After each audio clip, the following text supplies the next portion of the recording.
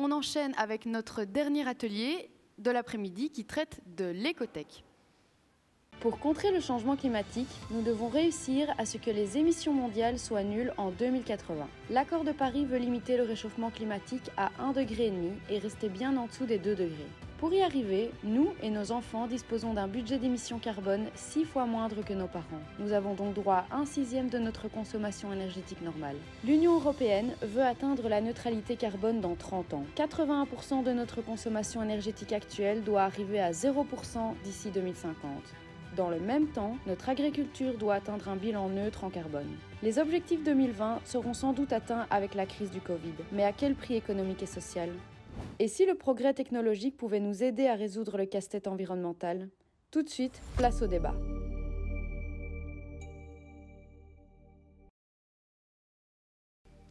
De retour en direct dans ce libre débat, vous en avez l'habitude maintenant pour ce dernier atelier qui traite de l'écotech, deux nouveaux experts, un élu et le président du mouvement réformateur, Georges-Louis Boucher. Pour cet atelier écotech, merci d'accueillir sur ce plateau monsieur Thierry Geerts. Thierry Geerts, vous êtes le directeur de Google Belgique et Luxembourg depuis une dizaine d'années. Vous êtes notamment l'auteur de l'ouvrage Digitalis, un livre qui invite à la réflexion sur la digitalisation des enjeux sociétaux. À vos côtés, Pascal Chabot. Bonjour, vous êtes chargé de cours à l'IEX, philosophe, essayiste prolifique aux presses universitaires de France. Vous êtes également auteur critique envers les nouvelles technologies. Vous avez écrit L'âge des transitions, Après le progrès, Chatbot, le robot ou encore L'homme qui voulait acheter le langage. À vos côtés, pour le MR, Adrien Delimon, ingénieur consultant depuis 2019. Vous occupez aussi le poste de premier échevin de Ham-Sureur Naline, en charge notamment des finances, des marchés publics et du folklore. Vous êtes aussi le président du CPS local. Georges-Louis Boucher, le président du MR, est toujours avec nous. Et on va ouvrir ce débat avec vous, monsieur Geerts. Pensez-vous qu'on va vers une robotisation de notre société ? Alors j'ai préparé quelques dias qui nous permettront de regarder ça plus en détail. Au fait, si vous pensez que vous habitez encore en Belgique, en Wallonie ou à Bruxelles, ce n'est pas la première. Pour la technique, si vous voulez bien mettre la première slide. On va retourner au début du slide, comme ça vous pouvez expliquer correctement. Voilà. Si vous pensez que vous habitez en Belgique, à Bruxelles ou en Wallonie, détrompez-vous.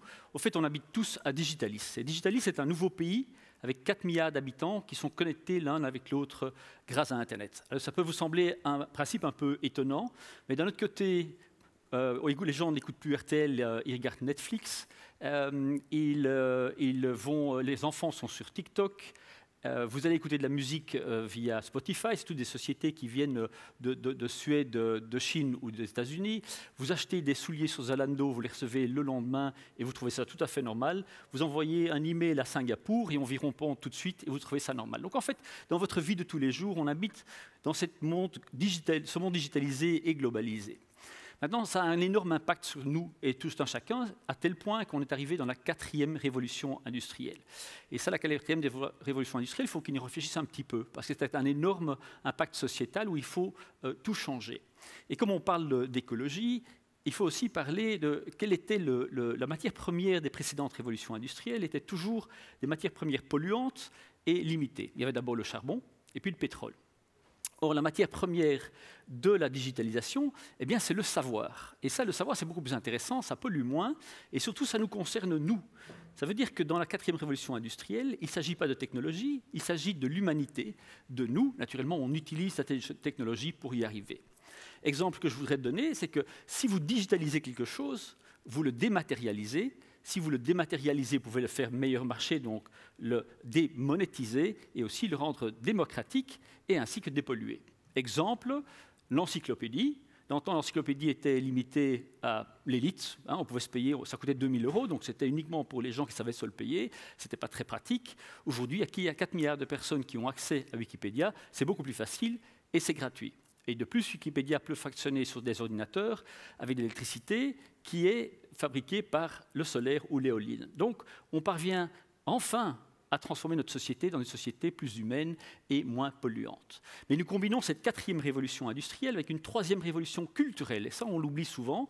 La première révolution culturelle a été l'écrit, où on a enfin pu pérenniser le savoir, mais à petite échelle. Il fallait qu'on réécrive les livres à la main, un par un, puis on a eu l'impression qui permettait de faire ça à une plus grande échelle, mais en échelle de milliers. Et avec l'Internet, on peut globaliser ça. Tout le monde peut commencer à publier, on peut faire un blog facilement, avec une audience de 4 milliards de personnes. Vous avez 4 milliards de personnes qui échangent des idées, échangent du savoir, débattent, et fatalement, ça donne une révolution culturelle. Ces deux révolutions combinées, il faut tout réinventer. Et tout réinventer, ce n'est pas une mince affaire. Il faut réinventer l'éducation, on en a parlé juste avant nous. À mon avis, on peut faire ça encore plus vite. On doit réinventer la culture, on doit inventer l'énergie, la santé, et également les démocraties.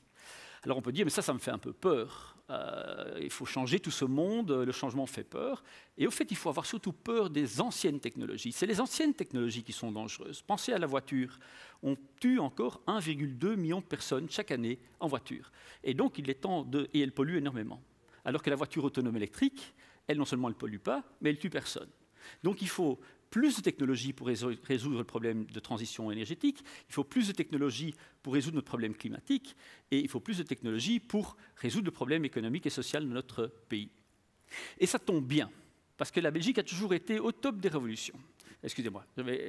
Avant ça, dire qu'est-ce qu'il faut faire, c'est réinventer la Belgique. Comment est-ce qu'il faut faire pour réinventer la Belgique? Il y a 4 grands challenges face auxquels on doit faire face. C'est la révolution digitale dont j'ai parlé, c'est le changement climatique, c'est la globalisation, mais c'est aussi la diversité et l'inclusion. C'est-à-dire comment est-ce qu'on fait que cette évolution est pour tout le monde, avec tout le monde, que tous les Belges puissent y participer de façon active et qu'on règle les problèmes comme la migration. Ça sont les choses qu'il faut résoudre. Il y a 2 façons pour les résoudre. C'est ou bien axer ça sur la peur. On a peur du changement, on a peur de la technologie. On ne sait pas très bien ce que ça va être le futur. Et là, vous arrivez au populisme et au nationalisme. Et vous savez très bien à quel point les partis populistes montent. Ou bien vous résoudez ça en disant on va inspirer les gens, on va leur expliquer, on va éduquer les gens, on va intégrer la technologie dans l'éducation. Et à partir de ce moment-là, on peut réinventer le monde. Et c'est très utile de réinventer le monde parce que, pour être honnête, notre monde a bien besoin d'un certain changement.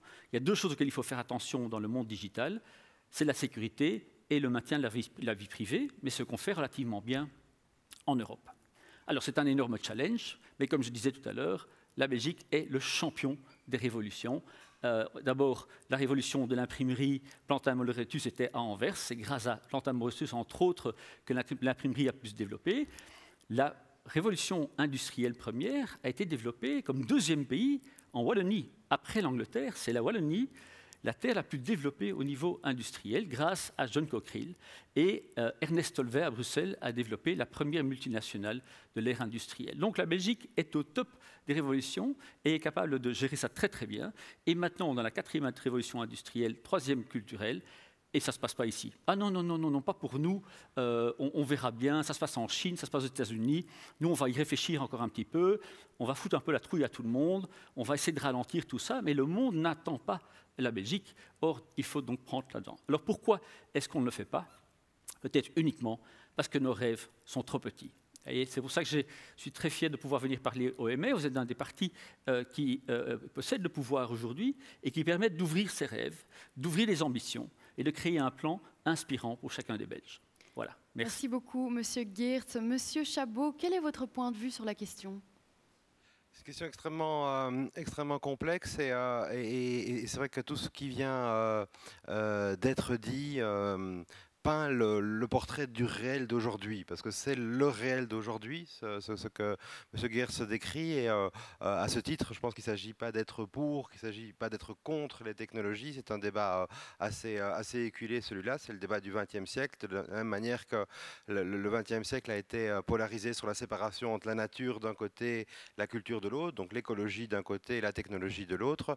Je crois que le XXIe siècle se caractérise par la réalité de beaucoup plus de connexions, la réalité de beaucoup plus de ponts.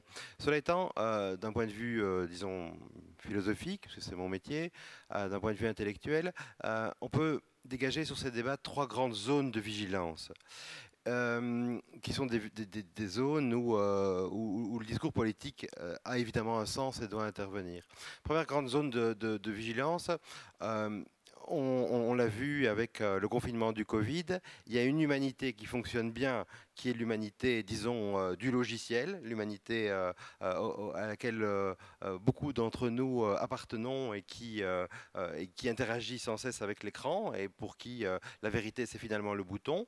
Et puis il y a une autre humanité qui est d'habitude dans nos sociétés moins visible, mais qui là, et ça a été une très très bonne chose, a été beaucoup plus visible, c'est l'humanité de la logistique. C'est l'humanité où la matière reste fondamentale, où le geste, où la main, où le corps, où l'effort physique finalement est tout aussi important, et plus important que l'effort intellectuel. Donc il pourrait y avoir une fracture entre ces deux humanités-là, et je crois qu'une des grandes tâches est de ne pas laisser cette fracture, qui est plus qu'une fracture numérique, se créer. Deuxièmement, il y a un fait de civilisation, c'est que existe aujourd'hui à travers le monde des entités d'une taille absolument colossale, qui sont Google, qui sont Amazon, qui sont les 18 grandes banques systémiques, qui sont les géants de l'énergie, et qui détiennent une puissance et qui ont une empreinte sur nos civilisations, sur nos vies, sur nos sociétés, sur nos mentalités, sur nos politiques, sur nos habitudes, absolument colossale, que peut-être seules, naguère, les grandes religions pouvaient avoir. Et ces puissances sont des puissances qui, évidemment, pour tout démocrate, posent la question du rapport de force. Quand vous avez une force devant vous, vous vous dites, tiens, mais comment instituer un rapport de force? Or, on le sait, on est quand même assez souvent dans l'anti-rapport. Il est extrêmement difficile pour le Parlement européen, par exemple, d'infléchir telle ou telle politique d'Amazon pour prendre cela. Et on sait qu'Amazon est en train de révolutionner le commerce mondial avec des effets parfois très durs pour des commerçants, avec des effets parfois extrêmement positifs pour des consommateurs. Il y a disruption, il y a changement de monde, mais ce changement de monde ne peut pas être le seul fait d'acteurs sur lesquels le contrôle démocratique ne s'exerce pas toujours. Je les appelle des ultra-forces. C'est un fait de civilisation. À nouveau, c'est le réel. Ça n'a rien de le déplorer, ça n'a rien d'être uniquement dans la critique ou dans un optimisme. Mais ce réel-là est un pas en avance, disons, des contrôles politiques, même si au niveau européen, on a mis en place le RGPD et d'autres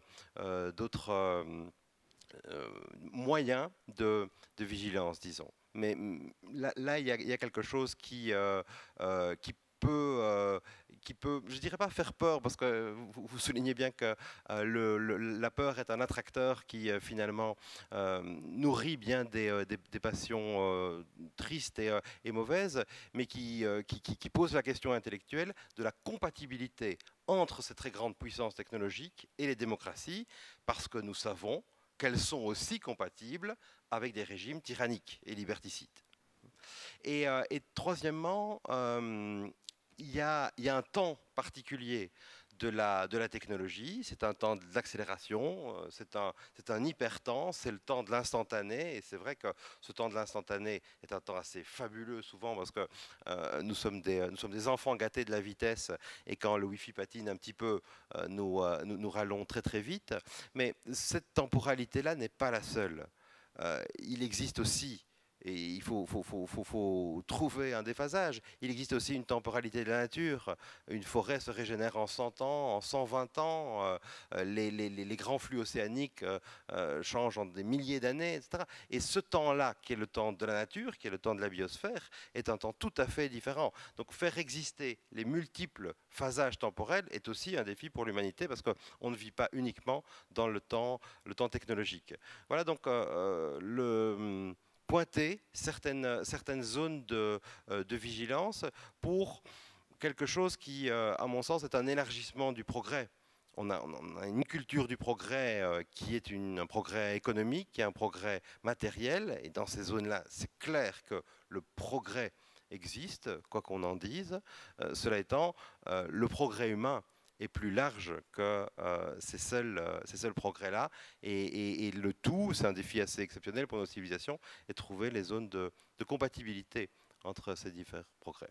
Voilà, mais bon, en 6 minutes, c'est des questions immenses, mais même passionnantes. Effectivement, et on va continuer ce débat dans quelques instants, car justement, nous allons passer à la deuxième étape de cet atelier. Le débat va s'ouvrir. N'hésitez toujours pas à interagir avec nous, que ce soit sur Facebook ou encore sur YouTube, avec le hashtag le libre débat ou encore fier d'être libéral. On commencera dans quelques secondes avec une question du chat.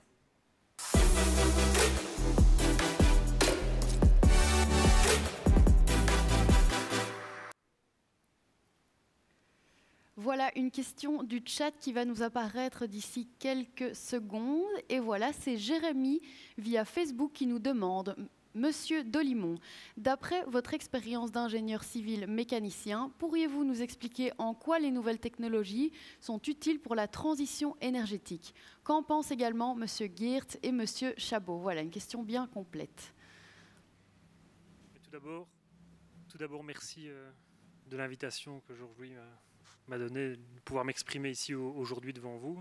C'est une question évidemment très large, ça va être assez compliqué de répondre assez brièvement, mais je pense que les technologies, de manière générale, dans l'histoire de l'humanité, enfin, toutes les révolutions industrielles, on a vu les 4 révolutions industrielles, ont toujours été dans le sens d'aider l'être humain à se développer et à passer à un certain progrès. Et si on cible maintenant les questions de transition énergétique, je pense sincèrement que des technologies telles que les nouvelles énergies, enfin, les recherches par rapport aux énergies renouvelables, tout ce qui est également les diminutions de consommation énergétique, on a parlé tout à l'heure de la voiture autonome, ça fait aussi partie de cette transition énergétique où tout un mode technologique se met en place pour permettre une diminution de consommation énergétique et une production également plus verte en termes d'énergie. Monsieur Geert, un supplément? Oui, écoutez, le soleil nous donne tous les jours plus d'énergie qu'on a besoin pour fonctionner toute une année. On oublie ça. Donc en fait, on a de l'énergie gratuite et verte à profusion. Le problème, c'est de capter cette énergie. Et grâce à la digitalisation et au développement des panneaux solaires, nous sommes maintenant arrivés à un stade où c'est tout à fait rentable de faire fonctionner cela. Et Google, qui est quand même un grand utilisateur d'énergie, nous avons un grand centre de data ici à Glun, eh bien, au niveau mondial, nous faisons fonctionner tout ça depuis 2 ans totalement sur l'énergie renouvelable. Donc si une société comme Google peut le faire, il n'y a pas de raison que les gouvernements, autres entreprises, institutions s'y mettent. Et donc on va enfin pouvoir résoudre fondamentalement le problème de l'énergie, qui est quand même un des plus grands consommateurs de fossiles. Mais pour ça, il faut naturellement y croire. Ça demande des investissements. Google a su faire ça depuis 2017, en démarrant en 2007 ces investissements. Donc ça a mis 10 ans pour pouvoir le réaliser. Et donc il faut naturellement que les gouvernements aient des visions de transition énergétique. Et alors on va pouvoir résoudre ça. Et ce n'est pas que l'énergie. Mon exemple dans l'encyclopédie, c'est l'énergie pour transporter les encyclopédies, mais il fallait l'imprimer, donc il y a du papier. Il y a de l'encre, et donc il y a plein de polluants, si vous voulez, qui peuvent disparaître pour tout ce qu'on peut dématérialiser. Merci, Monsieur Geert. Monsieur Chabot, vous êtes d'accord avec les propos de Monsieur Geert? Oui, je suis d'accord. Je pense que c'est dans ce sens-là qu'on doit aller. Alors, l'énergie est intéressante comme thème parce que c'est vraiment la boîte noire de nos sociétés. Le pétrole a été la molécule dominante du XXe siècle, et si on a pu construire des tours de 20 étages, si on a pu nourrir des milliards et des milliards d'humains, c'est chaque fois grâce au pétrole, grâce aux engrais qui sont aussi le fruit de la pétrolysation. Donc un verre de pétrole, c'est l'équivalent de la force physique d'un travailleur pendant des mois et des mois. C'est une molécule tout à fait fabuleuse. On ne la remplace pas si facilement que cela non plus, et c'est une molécule qui a une importance géopolitique tout à fait importante. On le sait bien, enfin, tout à fait déterminante. Et l'énergie en général pousse les empires à se développer de telle ou telle manière. Si l'Empire romain a fait tellement de conquêtes, c'était pour avoir son énergie de l'époque, qui était les esclaves. Alors, ces conséquences géopolitiques souvent funestes, ces conséquences climatiques qui sont avérées être extrêmement funestes également, montrent qu'un changement de mentalité est nécessaire, donc un changement de technologie. Mais ce changement est plus largement un changement de paradigme, puisqu'on passe finalement des énergies de stock qu'on extrait et qui sont limitées, à des énergies de flux. Ça, on le comprend bien. Cela étant, les énergies de flux fonctionnent également ou grâce à des batteries qui ont besoin, elles, de terres rares. Et on déplace le problème géopolitique, puisque à l'heure actuelle, c'est tout de même la Chine qui possède de façon presque monopolistiquement la plupart des gisements de terres rares. Donc, il y a toujours un déplacement de problème. L'énergie n'est jamais gratuite. Pour nos corps, 36 degrés ou 37 degrés, c'est l'effort de chaque jour de trouver les bonnes calories pour nous maintenir à cette température-là. Quand il n'y a plus d'énergie, c'est la mort, n'est-ce pas? Donc, une nouvelle géopolitique va s'instaurer. Et là, il faut bien le dire, je pense que la Chine a une décennie peut-être d'avance sur bien des autres pays. Je voudrais rebondir là-dessus pour dire que les métaux rares maintenant sont effectivement importants, mais eux, on peut les recycler. Alors que le pétrole, on le brûle.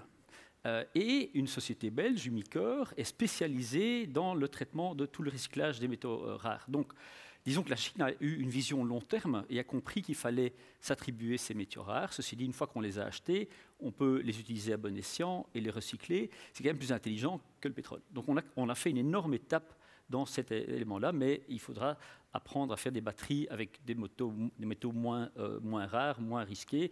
Il y a des universités belges d'ailleurs qui travaillent sur ces matières-là.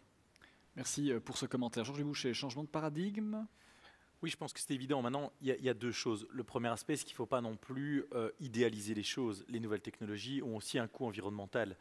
Il faut stocker des serveurs, les refroidir. Quand vous envoyez un email, ça a un impact environnemental. D'ailleurs, j'en profite pour faire passer un message aux militants de Greenpeace qui m'envoient depuis vendredi pour la 5000e fois le même email, le même contenu. J'ai compris. Au bout de 5000 fois, a priori, j'ai compris. Donc, ça ne sert plus à rien d'encombrer ma boîte. Mais donc, tout ça pour dire que oui, effectivement, il y a un coût environnemental. Extraire les métaux rares aussi a un impact. Il faut de l'énergie. Il faut pouvoir fabriquer aussi les infrastructures qui permettent de transporter tout cela. Mais le deuxième aspect, par contre, la question qui se pose maintenant et qu'évoquait M. Geertz au début, c'est vraiment notre rapport au progrès. C'est qu'en fait, nos sociétés, depuis quelques années, sont en difficulté par rapport à la notion de progrès, c'est-à-dire qu'on n'a plus la conviction que demain sera meilleur qu'aujourd'hui. D'où toute la peur qui réside dès qu'il y a une innovation. Peur qui est d'ailleurs accompagnée d'un comportement un peu schizophrène. Si vous regardez les réseaux GSM, tout le monde voudrait avoir une full couverture partout, mais personne ne veut une antenne 5G à côté de chez lui. Et donc, le politique aujourd'hui est obligé de composer avec les deux. Ça veut dire qu'effectivement, on doit être prudent, mais il ne faut pas laisser les fantasmes se développer.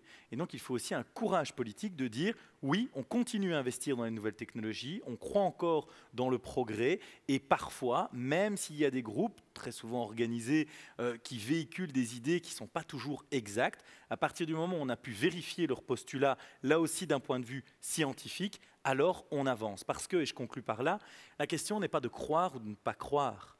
Ça, je laisse ça aux religions.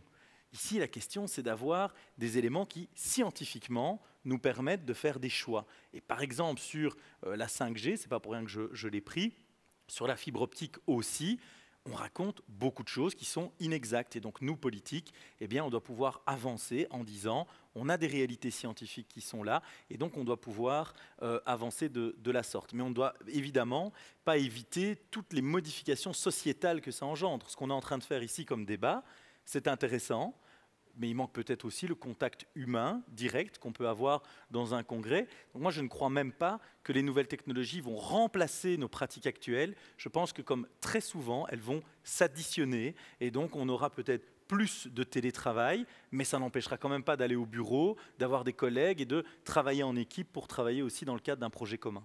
Merci Georges Boucher. On le rappelle, ce débat est 100% virtuel. 3 manières de poser vos questions. Tu es bien réel. Je suis bien réel. Toi, tu es bien réel. Oui. Là, Oran aussi est bien réel. Donc 3 moyens de poser vos questions sur Facebook, YouTube ou encore sur la plateforme, mais aussi en visio. Et là, nous accueillons Renaud qui nous vient de Herve. Renaud, vous êtes à distance, vous êtes toujours bien réel, mais on va vous voir apparaître juste sur cet écran. La parole est à vous. Bonjour Renaud. Oui, bonjour. Allez-y, vous pouvez poser votre question. Oui, bonjour. En fait, voilà, l'histoire le montre, les bienfaits du numérique, ils ont toujours été annihilés par un effet rebond. Et en fait, le fait que l'utilisation de ces technologies s'est accrue par des ordres de grandeur bien supérieurs aux gains d'efficacité énergétique qu'on avait pu avoir avec le numérique. Aujourd'hui, le numérique consomme des quantités énormes de métaux rares, ainsi que 10% de l'électricité mondiale, qui est majoritairement créée par du charbon. Et c'est le secteur qui croît le plus en termes d'émissions de gaz à effet de serre. On est déjà supérieur au secteur de l'aviation, par exemple. Donc si on continue cette course en avant, les objectifs de Paris seront totalement inatteignables. Dès lors, est-ce qu'on peut utiliser le numérique, mais à bon escient, tout en étant beaucoup plus sobre en termes de consommation d'énergie, typiquement diminuer la consommation de bande passante, le nombre d'objets connectés en circulation, se poser les questions de la 5G et au final des limites physiques de la planète. Merci. Merci. Alors, est-ce que quelqu'un voudrait répondre à cette ou ces questions? Adrien, Monsieur Geertz, Monsieur Chabot. Parole à l'accusé, je dirais. Je vous rappelle que si vous envoyez même 5000 emails, oui, et les emails passent sur nos data centers, vous utilisez Gmail, vous ne consommez aucune énergie. Vous utilisez l'énergie solaire, donc jusque-là, pas de problème. Vous utilisez naturellement des panneaux solaires qu'on a dû acheter, qu'on a dû fabriquer, je suis bien d'accord, mais ils vont durer très longtemps, ils vont sont là pendant 10-15 ans, et après ils seront recyclables. Donc je ne sais pas, mais moi je n'ai pas d'autre solution. Vous pouvez continuer à dire que la digitalisation pose un certain nombre de problèmes, c'est vrai, mais il résout surtout beaucoup de problèmes la précédente. Je ne vois pas d'autres problèmes, de possibilité de régler le transport qu'en ayant des voitures électriques qu'on recharge avec le solaire. Je veux dire, ça, c'est quand même franchement un progrès. On ne pollue plus à l'intérieur des villes. Au moins, on peut faire de l'énergie en dehors des villes et faire ça de façon propre. Moi, je ne demande qu'une chose, c'est que les voitures qui passent dans ma rue soient électriques. C'est quand même une énorme avancée. Et comme ça, on peut passer sur tous les domaines dans lesquels la numérisation a un effet, offre des solutions. Naturellement, elles ne sont pas encore en place. Et donc, on juge parfois une énergie toute nouvelle, comme les voitures électriques, on les juge comme une voiture à essence qui existe depuis 100 ans. Ce n'est pas tout à fait honnête. Il faudrait peut-être laisser encore 10 ans de progrès, et on sait que l'électrification va permettre de résoudre ce problème-là. Et la même chose avec les métaux rares, on utilise plus en plus d'outils digitaux avec moins de métaux rares, parce que fatalement, ils coûtent très cher, et donc on essaie d'en utiliser moins. On va par exemple faire disparaître le smartphone. Je crois que la prochaine évolution assez rapide ne sera plus l'informatique via le GSM, mais l'informatique, ce qu'on appelle ambient computing, donc l'informatique présente partout. Et donc on a des senseurs qui sont autour de vous, qui vous demandent de ne plus sortir votre téléphone chaque fois de votre poche. Et donc on va offrir, n'oubliez pas que la technologie avance très fort et qu'on la juge maintenant, mais on la juge sur un trajet innovation qui est prêt pour aider mieux, mais il faut qu'on le comprenne mieux, il faut qu'on maîtrise, sinon on a peur. Et donc comment est-ce qu'on peut plus avoir ce débat pour rassurer les gens, ou au moins pour investir dans les bonnes tracks qui nous permettent de résoudre les problèmes? Merci Monsieur Geertz. Monsieur Chabot, une réponse pour Renaud, qui nous regarde de Herve. Oui, par rapport à la question assez spécifique de Renaud, je pense que Monsieur Geertz a répondu de manière sûrement plus documentée que je ne puis le faire. Mais je me permets de prolonger cette réflexion et celle qui a été proférée par Monsieur Boucher à propos du progrès, pour dire qu'effectivement c'est le grand problème, cette croyance au progrès ou cette absence de croyance au progrès, avec plusieurs observations. D'abord, il y a une grande normalisation. Nous sommes des enfants gâtés du progrès, et dès qu'un progrès est réalisé, c'est comme si il était acquis, et qu'il n'y a que quand il vient à manquer que l'on s'insurge. Immense normalisation du progrès, comme normalisation des vaccins, par exemple, auxquels nous devons beaucoup, on le voit. Et deuxièmement, qui dit progrès dit comparaison. Progresser, c'est progradorer, c'est marcher en avant, et pour acter d'un progrès, il faut pouvoir comparer. C'est très difficile de comparer. L'enseignement à distance est-il un progrès par rapport à l'enseignement en auditoire? Très difficile de répondre à cette question, parce que ce ne sera pas la même réponse pour chaque enseignant, ni pour chaque utilisateur, et évidemment, ni pour chaque étudiant. Et d'ailleurs, j'emploie le mot utilisateur et le mot étudiant de façon quasiment équivalente là, ce qui montre qu'il y a un glissement. Bon. Il y a une immense perte, évidemment, mais ce côté multimodal, pour certains étudiants, est tout à fait agréable. Ce que cela veut dire, c'est que le progrès technologique est une des composantes du progrès, mais qui a de façon plus globale un progrès humain, un rapport au progrès qui concerne également la qualité de vie, qui concerne également l'évolution, le cheminement intellectuel, le cheminement existentiel de la personne, ses relations, la qualité de ses relations. Et c'est à l'intérieur de ce progrès humain qu'il faut resituer le progrès technologique, qui est un moyen, un formidable moyen, comme l'économie également, mais qui n'est pas une fin en soi. La fin en soi, c'est le progrès humain. En tout cas, ça j'y tiens extrêmement fort, parce que sinon, on renverse l'ordre des moyens et des fins. Ce qui n'est pas du tout disqualifier les moyens, mais mettre au centre l'humain. Et à partir du moment où une qualité de vie humaine est remise au centre, alors on peut peut-être repenser le progrès et voir que bien des avancées technologiques contemporaines sont de fantastiques progrès, mais aussi des zones de clivage qui appellent les plus grandes des vigilances. C'est pour ça que toutes les dichotomies optimistes, pessimistes, etc., on les dépasse. Dès qu'on est un petit peu dans le cambouis des problèmes, on se dit, tiens, mais là, il y a des effets rebonds, comme vous dites, effectivement. Là, il y a d'autres types de bifurcations à prendre. Merci, Monsieur Chabot. Georges-Louis Boucher, vous voulez réagir à cette question? Oui, parce qu'en fait, la question qui est posée est fondamentale. Et bon, tout à l'heure, on parle des voitures électriques qui ne polluent pas. C'est pas vrai, sur le trajet peut-être, mais l'électricité, ça dépend comment on la produit. Et donc, il y a tout un débat de savoir si on doit rester ou non dans le nucléaire. Mais si tout le parc automobile belge aujourd'hui était équipé en voitures électriques, il faudrait 2 centrales nucléaires qui fonctionnent que pour ça. Parce que le problème, c'est que tout le monde rentre à la maison à la même heure, donc tout le monde met sa charge à la même heure. Il y a tout le traitement des batteries derrière, il y a la fabrication. Heureusement d'ailleurs que vous ne l'avez pas dit à mon chef de cabinet, parce que lui, à chaque fois qu'on lui dit ça, il est passé par le secteur automobile, il me dit, c'est pas vrai, ça pollue même encore plus si on prend la création du véhicule jusqu'à la fin. Je ne vais pas rentrer dans ce débat-là, mais en tout cas, ça a un coût à chaque fois. La question à se poser, c'est que plutôt de se dire ces nouvelles technologies ont un coût environnemental, donc il ne faut pas y aller, ça, ce n'est pas la solution. Parce qu'aujourd'hui, si on ne fait rien, on est déjà au-delà des limites de ce que la planète peut accepter. Et donc la question, et j'en reviens à cette notion de progrès, c'est de se dire, est-ce qu'on est prêt à continuer à investir, à faire de la recherche, pour que justement la voiture électrique, et tout à l'heure, la comparaison de M. Geertz était tout à fait pertinente. On ne peut pas comparer des mécanismes qui ont 100 ans de progrès avec un produit qui commence à peine finalement à se commercialiser. Ça reste encore de la niche en fait, la voiture électrique. Et donc il faut se donner les moyens. Et aujourd'hui, la difficulté que l'on a, c'est qu'il y a un tel pessimisme par rapport à l'avenir, c'est qu'en fait, on se recroqueville sur nous-mêmes et on dit non, ça je veux pas, ça il faut pas faire, ça on va laisser tomber. Et à l'arrivée, c'est vrai, en ne le prenant pas en charge nous-mêmes, on laisse d'autres pays, voire des multinationales, le faire à notre place. Et puis quand une multinationale l'a fait, comme on ne s'est pas préparé à ça, eh bien on subit ce changement. Et la difficulté aujourd'hui, c'est que ces 10 ou 15 dernières années, les grands progrès technologiques ont été maîtrisés par des multinationales sans que le pouvoir politique ne l'anticipe. Et donc, on en subit beaucoup d'effets négatifs. Quand on parle des GAFAM, on a un représentant ici, de se dire on a des géants qui finalement génèrent de grosses recettes financières, ne contribuent pas toujours nécessairement au prorata, mais ce n'est pas de leur faute fondamentalement. C'est parce qu'au niveau politique, on n'est pas capable aussi au niveau européen de trouver des mécanismes de rémunération plus justes. On n'est pas capable de trouver une adaptation des droits d'auteur, par exemple. Et par ailleurs, nous les Européens, on a été doublement défaillants. C'est qu'on a laissé des grands groupes américains le faire. Et donc, quand vous maîtrisez les tuyaux, vous maîtrisez aussi le contenu que vous mettez dedans. Et aujourd'hui, on est bien content qu'un géant américain comme Netflix vienne financer des séries espagnoles ou belges, parce que nous, à côté, on n'a pas été capable de développer ces projets industriels, justement, et donc on subit.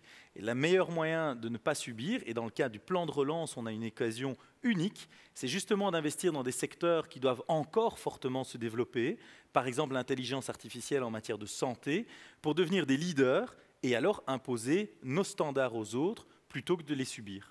Merci Georges-Louis Boucher, merci Renaud pour votre question. On va passer à une nouvelle question. Oui, une question qui nous vient du chat. Monsieur Fernand qui nous demande, dans le cadre de l'atteinte de nos objectifs en termes d'émissions, ne devons-nous pas reporter la sortie du nucléaire ou réinvestir dans la recherche et les nouvelles centrales? Monsieur Chabot, peut-être que vous pouvez éclairer Fernand. Je peux pas l'éclairer avec toute l'expertise qu'il mériterait. C'est pas tout à fait ma question, mais il est clair que les technologies solaires ou marémotrices du futur sont beaucoup plus sûres que la technologie nucléaire. Cela étant, les demandes dans le réel d'aujourd'hui, à nouveau, il faut être très pragmatique plutôt que idéologique. Dans le réel d'aujourd'hui, il n'y a pas de possibilité actuelle ou dans 1 an ou dans 2 ans de sortir directement. Mais on est dans une multimodalité qui fera à terme, je pense, la part la plus belle aux renouvelables pour arriver à des technologies probablement entièrement renouvelables d'ici 20 ans, 25 ans. Donc c'est tout à fait intéressant parce que à la fois il y a la mentalité de la baguette magique, vous voyez, tiens, il faudrait sortir, il y a qu'à, etc. Mais quand on voit le prix de ces investissements, quand on voit également le souci constant de milliers d'ingénieurs pour que les choses fonctionnent correctement, on est tout à fait en dehors de la pensée de la baguette magique. Mais pour le moment, on est vraiment dans le multimodal qui s'oriente vers uniquement du flux. Monsieur Geert, c'est ça? On va vers du multimodal? Oui, mais donc cette question-là, elle est vraiment politique. Il faut savoir comment trouver de l'électricité. Il fallait naturellement, au moment où il a été décidé de sortir du nucléaire, il fallait mettre en place à ce moment-là, naturellement, une politique de transition. Et maintenant, il faut voir à quel point on peut accélérer cette transition. Mais il faut de l'électricité, on en a besoin. Et à terme, ce sera du flux. Ça, c'est sûr. Le reste, c'est du politique et je n'ai pas d'avis sur la question. Merci, Monsieur Geert. Merci, Monsieur Chabot. On va continuer avec une autre question qui va apparaître d'ici quelques secondes sur l'écran. Et cette question, c'est une question d'Antoine qui nous écrit sur Facebook et qui se dit, au niveau local, concrètement, qu'est-ce que la digitalisation peut faire pour moi? Au niveau local, peut-être, Adrien Delimont, une réponse pour Antoine? Déjà, tout ce qui est simplification administrative, ici, on l'a d'autant plus mise en œuvre avec aux événements liés au Covid, où on avait un problème de se voir physiquement pour aller chercher des documents à l'administration. Il y a toute cette mise en place de digitalisation qui peut aider dans l'ensemble des tâches au quotidien. Par exemple, pour aller chercher un certificat de bonne vie et mœurs, plutôt que de se rendre physiquement sur place, on pouvait simplement le commander sur les plateformes qui ont été développées pour avoir après le document directement à domicile. Donc je pense qu'il y a cet événement qui nous a embêtés ici ces derniers mois a quand même apporté certains aspects positifs parce qu'il nous a fait poser beaucoup de questions sur le fonctionnement de notre société. Dans l'ordre, Georges-Louis Boucher et Thierry Geert, au niveau local? Je pense que la question elle est très intéressante parce qu'elle est symptomatique du ressenti de beaucoup de gens. C'est comme si on faisait tout ça à des niveaux internationaux, avec des multinationales et qui travailleraient dans un monde irréel dans lequel on n'est pas. En réalité, ça nous concerne tous au niveau local. Je veux dire, la vie d'Antoine a déjà fortement changé ces 10 dernières années parce que, comme ça a été dit, il ne regarde plus la télévision de façon linéaire. Il va chercher le contenu qu'il veut, quand il veut, via des plateformes. Même chose en matière, il n'a plus d'encyclopédie à la maison ni de dictionnaire. Il tape dans un moteur de recherche bien connu le mot-clé pour avoir la réponse. Ça peut changer les choses et on ne l'exploite pas suffisamment encore dans notre pays en matière de mobilité. Il y a de plus en plus de voitures qui ont des caractéristiques autonomes, avec des dépassements de lignes, avec quand vous vous rapprochez d'un autre véhicule qui vous dit de faire attention aux piétons, etc. Il y a déjà des véhicules qui roulent aujourd'hui qui sont presque autonome, c'est parce que la législation ne le permet pas. Tous les exemples qu'Adrien vient d'indiquer sur l'administration digitale, je disais tout à l'heure, tout ce qui est intelligence artificielle en matière de santé, en matière de soins de santé, il est possible, et ça pose plein de questions, hein. Il ne faut pas dire qu'il y a qu'à faut que, mais il y a des questions de respect de la vie privée, des questions également d'hygiénisme aussi. Il ne faudrait pas essayer de créer des êtres humains d'une autre génération qui ne meurent jamais, ou certains qui peuvent se soigner, d'autres pas.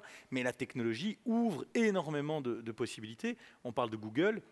Il y a un vrai programme en matière d'intelligence artificielle sur la santé. C'est plus qu'un programme, c'est une des entités, c'est une société spécifique qui, là aussi, si on ne fait pas ce genre de débat, si on ne mène pas ces débats dans les parlements, un jour, Google va arriver avec son individu bionique, qui pourra peut-être vivre 200 ans, et nous, on se dira, est-ce que c'est éthique, est-ce qu'on peut faire, est-ce qu'on ne peut pas faire? Et la bête réaction, quelle serait-elle? Ce serait de faire comme on a fait avec les plateformes collaboratives au niveau de l'économie, c'est de dire on interdit. Comme on ne sait pas et qu'on ne maîtrise pas, on interdit. C'est peut-être plus malin d'y réfléchir avant, de mettre des balises, de dire il y a des choses qu'on n'acceptera pas, mais on va essayer d'utiliser quand même les éléments qui sont les plus intéressants en la matière, en sachant qu'il y aura beaucoup de questions éthiques, mais pour ça, ça doit se débattre avec des philosophes, avec des politiques, avec l'ensemble des acteurs de la société. Merci Georges-Louis Boucher pour ces explications. On passe à la question suivante qui nous vient de Carlos via Facebook. Pourquoi l'Europe n'a-t-elle créé aucun géant numérique? Thierry Geerts, vous pouvez peut-être répondre. Ça, c'est une vraie question intéressante. Parce qu'il n'y a aucune raison que l'Europe n'en ait. Les autres aussi, faites attention quand même. C'est notre propre faute. On a trop bien réussi les révolutions industrielles précédentes. Et donc, on s'est, quelque part, assis dans notre confort en disant mais nous, on est les meilleurs. Et donc, tout va bien. À partir du moment où vous pensez que vous êtes le meilleur, vous vous faites dépasser par quelqu'un d'autre. L'Internet a été développé par un Anglais et un Belge. C'est quand même Robert Caillot qui a développé l'Internet avec Sir Berners-Lee. Donc, on invente les choses, mais pour une raison ou pour une autre, c'est les Américains qui en font du business et c'est les Chinois qui les copient. Et puis, on se spécialise dans la régulation. Alors, la régulation, c'est important, mais on doit vraiment reprendre l'initiative du digital. Et on a les meilleures têtes en Europe, on a du capital en Europe, on a une historique fantastique, on a des entreprises fantastiques, mais il faut faire cette transition numérique. Et la réponse se trouve au fait dans la question précédente. La personne qui se pose la question, mais qu'est-ce que le numérique va faire pour moi, pour mon emploi? Il faut l'inverser. Qu'est-ce que j'ai fait, moi, pour rester à la page du numérique? Le monde change. Est-ce que moi, je suis capable, je comprends ce qui se passe autour de moi? Et donc, il faut prendre ce train du numérique. C'est comme si aujourd'hui, vous ne savez pas utiliser un PC, mais vous comprenez bien que vous ne pouvez pas aller travailler dans une administration. Mais par contre, vous ne comprenez pas le digital et vous pensez que vous allez encore toujours avoir un travail dans les administrations. Ça va évoluer aussi. On pleure pour avoir des gens dans le numérique. Il y a du manque de personnel partout dans le numérique, une fois de plus, pas uniquement dans les grandes entreprises comme les miennes, mais même des PME qui veulent faire un web shop, des PME qui veulent, qui veulent entretenir leurs contacts sociaux dans les médias sociaux, manquent cruellement de personnel. Donc, si les francophones belges s'y mettaient en disant « ça m'intéresse, je vais me passionner au sujet, je vais me former », et se former, c'est super simple parce qu'il ne faut pas aller à l'école. Vous trouvez des formations en ligne, gratuites ou bon marché, qui vous permettent de faire ça à votre propre rythme. Et donc, toute l'Europe doit se dire, plutôt que d'attendre que ça arrive, je crois que Georges-Louis Boucher a très très bien dit, il ne faut pas attendre que ça nous arrive dessus. Et l'essentiel, le principal sur lequel j'investirais, est également les soins de santé, puisque les soins de santé, c'est un des secteurs les plus importants pour la Belgique, puisqu'on a tout un organisme d'hôpitaux, etc., très performant. On a des grandes entreprises, Pfizer, Pharmaceutica, etc., qui doivent se transiter. Et puis, pour nous, Belges, la santé, c'est quand même super important. Donc, c'est un domaine de numérisation où il va y avoir un impact énorme, où on peut prendre le lead. Et on a le droit de le dire, puisqu'on a les plus grands spécialistes au pays. Si on dit qu'on va faire un nouveau réseau social en Belgique, ça ne va pas marcher. On n'a pas les connaissances. On a failli en avoir un. Netlock a eu 50 millions d'utilisateurs à Gand et s'est fait dépasser par Facebook. Mais ils étaient aussi grands que Facebook, il ne faut pas l'oublier. Donc on avait un Facebook à Gand et on a loupé. Est-ce qu'on peut maintenant réussir sur les soins de santé et l'intelligence artificielle? Je crois que c'est une excellente question et une excellente piste à suivre. Monsieur Chabot, vous vouliez réagir? Oui, parce que la question était pourquoi, et en complément de cela, il faut quand même continuer à faire un petit peu d'histoire aussi, et se dire que juste après la guerre et pendant la guerre, ce sont les Anglais et les Américains qui ont cherché à challenger les machines de code allemandes, Enigma, etc. Et c'est en Angleterre et puis aux États-Unis qu'on a développé l'ordinateur par rapport à ces questions de codage et deuxièmement, un élément très important, c'est que la culture européenne reste une culture du langage pour un sens qui est donné uniquement par le mot, et que les cultures anglo-saxonnes ont fait beaucoup plus vite le passage entre une sorte de mathématisation du langage. Il y a là quand même une différence de culture tout à fait fondamentale qui maintenant est abolie. Je pense que cette différence-là, on est au-delà, mais les prochaines niches que seront celles de l'intelligence artificielle, peut-être pas uniquement de la robotisation, mais de l'intelligence artificielle, restent complètement ouvertes. Et là, c'est vrai vrai qu'on a des scénarios qui existent, mais il y a énormément d'imprévus aussi. Ce sont des économies de la disruption, ce sont des économies où une innovation imprévisible reconfigure totalement une économie, reconfigure totalement un paradigme. Facebook n'était pas anticipé 5 ans avant Facebook. Pourtant, le monde a changé. Et c'est ça qui fait peur. Et ça, il faut tout à fait le comprendre. C'est la vitesse de ces changements. C'est la manière dont la photographie numérique a, en quelques années, obligé tous les gens dont l'économie était fondée sur l'argentique à fermer boutique, à se reconvertir, etc. Cette vitesse-là est une vitesse qui est aussi très difficile, je pense, à accompagner politiquement. Ceci dit, la Chine a prouvé le contraire. La Chine était énormément en retard, plus en retard que l'Europe, et en 10 ans de temps a tout rattrapé avec quelque chose qui était politiquement téléguidé. Alors, c'est peut-être pas tout à fait dans notre culture, mais si on pouvait redonner cette ambition-là aux politiciens européens de dire on va faire ça, moi, je vois pas de raison. On n'a pas perdu la guerre, on a perdu des batailles, on a un peu de retard, mais ça va tellement vite, donc ça bouge aussi énormément. Donc, c'est aussi dans ce secteur sur lequel on peut rattraper si on veut. Ce ne sera pas simple, ça, on est d'accord, mais si on n'y croit pas au départ, on va arriver nulle part. Georges Boucher, est-ce qu'il y a une vraie ambition européenne justement sur cette question? Il y a en tout cas une ambition qui est affichée, pas toujours suffisamment organisée. Et je crois que c'est un vrai problème politique pour l'Union européenne. L'Union européenne, depuis la Seconde Guerre mondiale, a réussi à enchanter les gens via des programmes et des projets précis. Il y avait une union économique au départ, il y a eu l'Europe de l'espace, il y a eu les projets Erasmus, il y a eu la monnaie unique. Et donc tous ces projets d'intégration ont permis de concrétiser ce qu'était le projet européen. Force est de reconnaître que ces 5 à 10 dernières années, on a parlé de taux de déficit, de dette, d'accords au sein de l'Eurogroupe, mais on n'a plus trouvé de projet mobilisateur. Ici, on en retrouve à la fois avec le Green Deal, on en retrouve avec Next Generation, qui sont les 2 programmes de l'Union européenne en matière d'investissement, qui justement associent les 2 thèmes que nous associons dans cet atelier, à la fois les nouvelles technologies et de l'autre, la préservation de la planète. Et moi, je crois beaucoup en cela. Je pense aussi qu'il n'est jamais trop tard, parce que le progrès ne s'arrête jamais.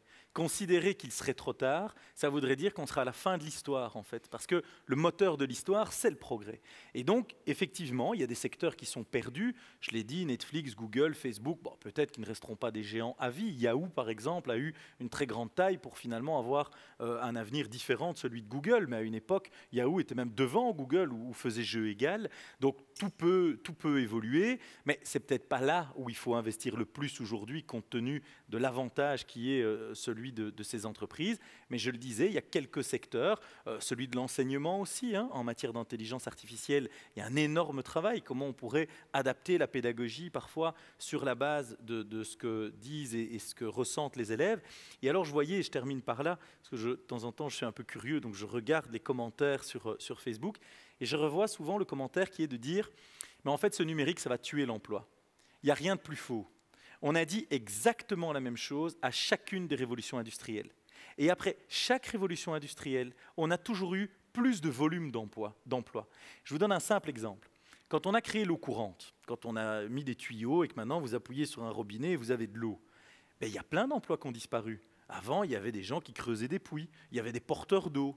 Quand on a décidé de ne plus marcher avec des sabots, moi dans ma région, il y avait une usine de sabots, tous ces gens ont perdu leur emploi.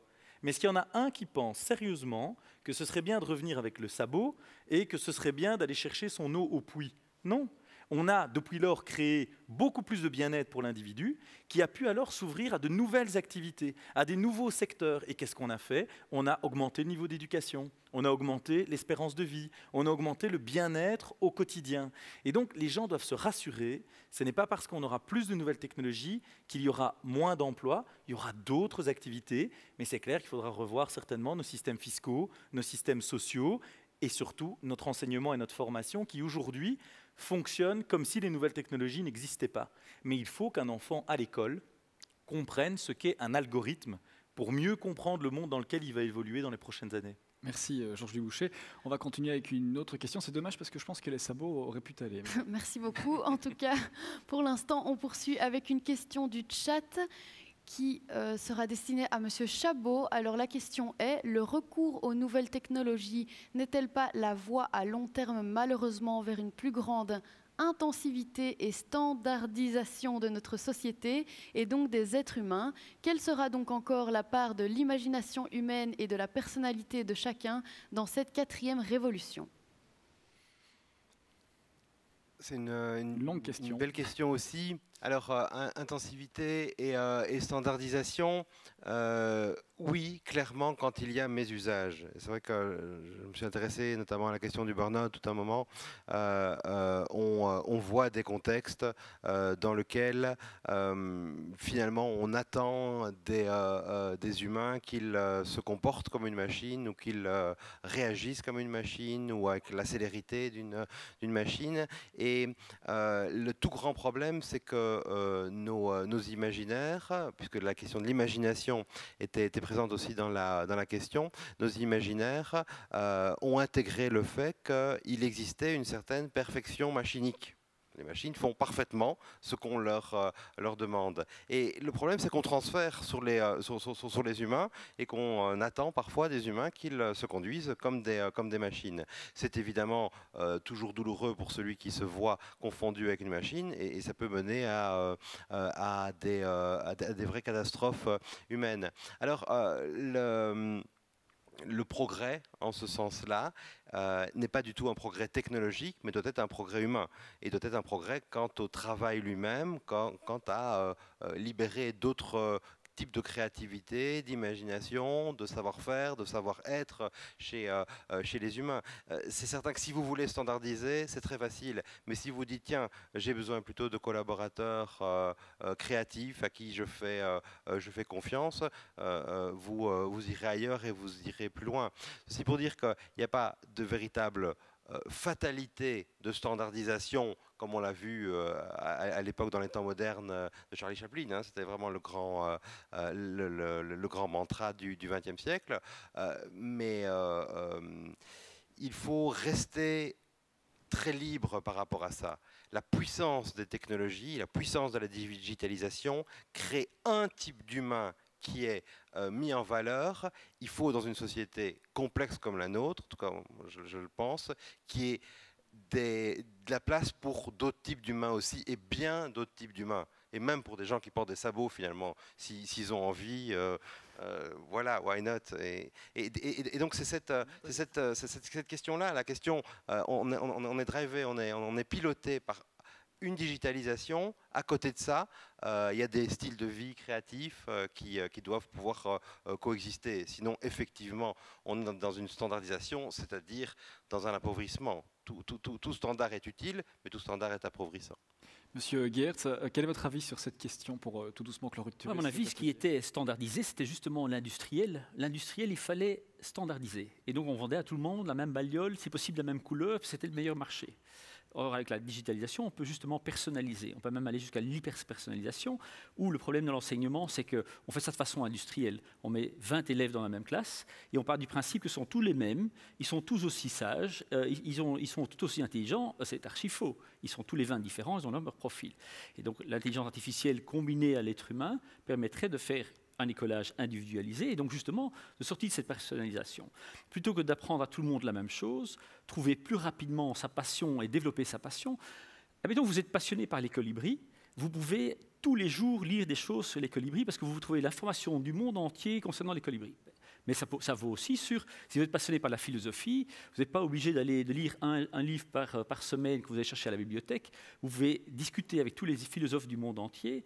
Et donc, il y a une partie de standardisation qui nous permet de communiquer plus en tant qu'être humain, avoir 4 milliards d'interactions avec des gens qui nous intéressent, et donc d'aller beaucoup plus profondément dans son humanité. Parce que je suis intéressé en philosophie, parce que je suis intéressé en marketing, parce que je suis intéressé en quelque chose, je peux aller beaucoup plus loin, plutôt que d'être un objet standardisé de la société. Donc non, nous sortons d'une société qui a essayé de nous mettre dans les carcans. L'Église catholique a essayé de nous mettre dans un carcan parfait où tout le monde devait aller le dimanche matin à la même messe, écouter la même chose et croire la même chose. Et aujourd'hui, la société diversifiée permet d'être catholique, musulman, non-croyant et de fonctionner dans cette société nouvelle. Mais ça pose énormément de challenges, ça on est bien d'accord. Mais certainement pas d'arriver dans des standardisations ou bien si vous subissez tout ça. Donc il faut effectivement apprendre, être éduqué et rester maître des technologies, ce qui n'est pas nouveau. Il fallait apprendre à conduire une voiture, et aujourd'hui, il faut apprendre à conduire les algorithmes, pas toujours à les programmer, mais les comprendre. Merci beaucoup, Monsieur Boucher. Monsieur Dolimon, un mot de la fin, peut-être les deux. Court. Moi, je voulais rebondir sur ce qui a été dit, parce qu'avec ma recherche sur les impressions 3D, c'était vraiment ça l'intérêt, justement, la personnalisation liée à la nouvelle technologie et la digitalisation. On voit vraiment qu'on partait d'une production en série de pièces pour ensuite être transformées dans un milieu industriel à maintenant une production particularisée aux besoins. Et si on cible les prothèses, par exemple, où avant on avait 3 tailles de prothèses pour la hanche, maintenant on scanne le patient, on peut dessiner la prothèse adaptée à la morphologie du patient, et ensuite on l'imprime et elle est à côté et elle est disponible directement. Donc c'est aussi dans le sens d'une évolution et d'une personnalisation. Je suis assez d'accord avec ça. Merci messieurs pour ce débat passionnant qui a vraiment déchaîné les foules sur les réseaux. Merci d'avoir répondu.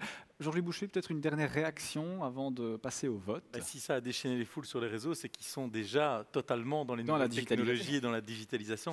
Je sais qu'il y a beaucoup de personnes qui contestent ces évolutions, qui utilisent les réseaux sociaux pour pouvoir faire part de leur contestation. C'est pour la boutade que je dis ça, même si c'est vrai dans les faits.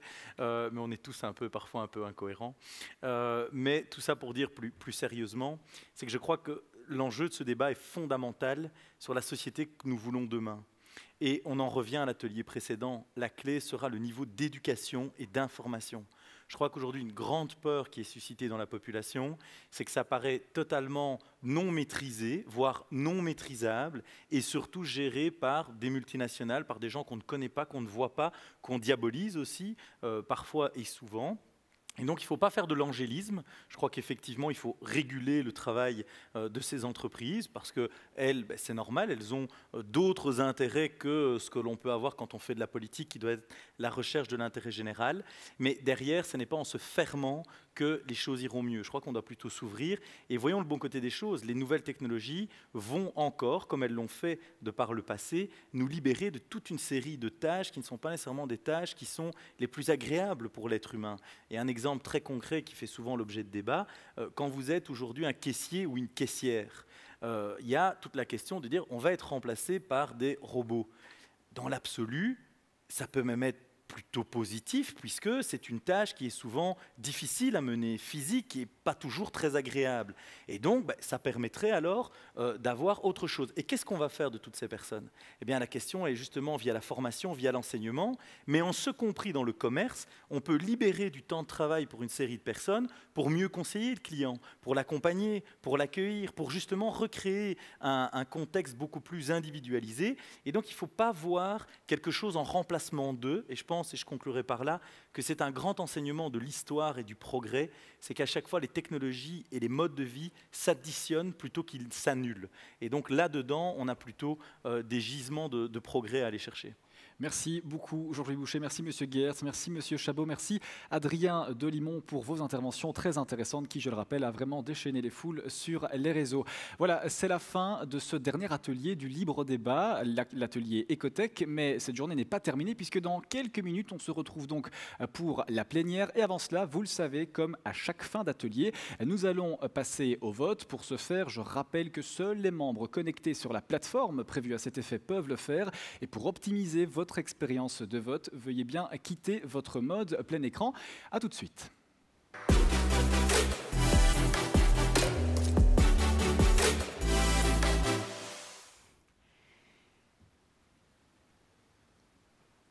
Et voilà, on l'a vu dans cet atelier, le dernier atelier de ce jour, il a porté sur la place des technologies dans notre société.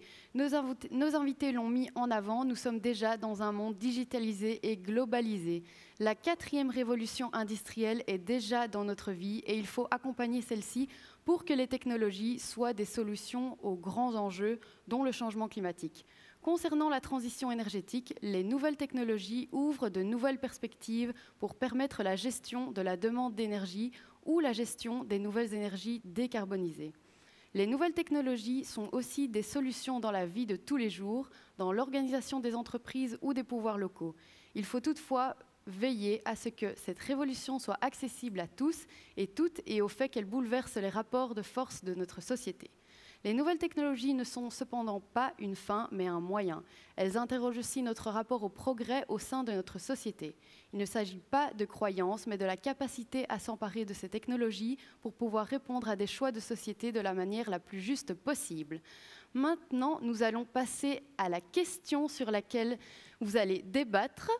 Et la question qui s'affiche c'est: croyez-vous réellement possible de relever le défi économique et environnemental grâce à un recours aux nouvelles technologies digitales, intelligence artificielle, etc. C'est parti, vous avez 1 minute pour voter. N'oubliez pas, faites-le sur la plateforme prévue à cet effet. On le rappelle, pour optimiser l'expérience de vote, quittez bien votre mode plein écran, sinon vous ne pourrez tout simplement pas voter, Oran. Oui, et on le rappelle, tout au long de cette journée de débat, les règles sanitaires ont été bien sûr respectées puisque Kassem et moi avons toujours gardé les distances nécessaires et aussi grâce au plexiglas qui se trouve entre nos invités. C'est vrai, et tous les micros aussi sont désinfectés entre chaque intervenant, entre chaque atelier. Voilà, donc il ne vous reste plus que 30 secondes pour ce dernier atelier qui traitait des technologies de l'environnement, bref, l'écotech. Tout à fait, et n'hésitez pas à partager vos avis et vos interactions sur nos réseaux avec le hashtag le libre débat et le hashtag fier d'être libéral. Il ne vous reste plus que 15 secondes pour voter. D'ici quelques secondes aussi, on découvrira le résultat de vos votes, les 4 ateliers lors de la plénière de 17h à 18h. Il ne vous reste déjà plus que 5 secondes. 5 secondes pour donner votre avis, dépêchez-vous, c'est bientôt terminé et ça y est, c'est terminé. Effectivement, c'est fini. Mais le libre débat n'est pas terminé pour autant. D'ici quelques secondes, nous commencerons donc la séance plénière pour clôturer cette grande journée d'échange et de discussion. Vous venez d'assister donc aujourd'hui au premier grand débat virtuel jamais organisé auparavant en Belgique avec 4 ateliers. Un atelier fiscal, social, sur l'enseignement et puis celui-ci sur l'écotech. Pour chacun d'entre eux, vous avez voté, mais mis en avant également des propositions de tout cœur. Merci pour votre participation.